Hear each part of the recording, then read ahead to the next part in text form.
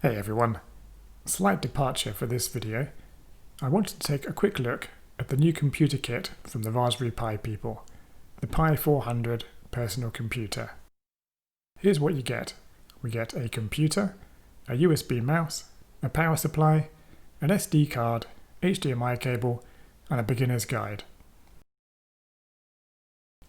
Let's open up the box and see what's inside. So here's the integrated computer keyboard. We have the HDMI cable,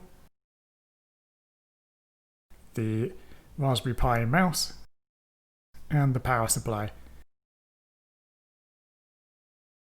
And finally, the book. This contains a bunch of really useful resources for coding both in Scratch and Python. On the back of the computer, there's a bunch of ports. We have a GPIO connector, an SD card slot, 2 HDMI outputs, power input, 2 USB 3 connectors, and 1 USB 2 connector. The 40-pin GPIO connector is the same connector that you get on the standalone Raspberry Pi, so any existing projects you have should just work. So I've plugged in the computer and gone through the setup process. Let's try out some simple coding in Scratch. We'll recreate the classic Blink sketch. So we'll drag in a block that repeats forever.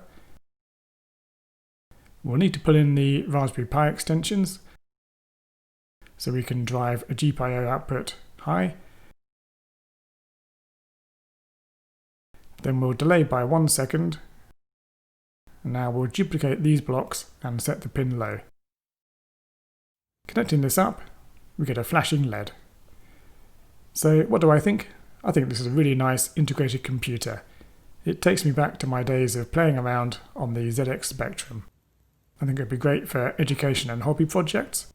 I really like it, and at $100 it's amazingly affordable for what you get. So thanks for watching. We'll return to some more ESP32 based videos in the future, so I'll see you in the next video.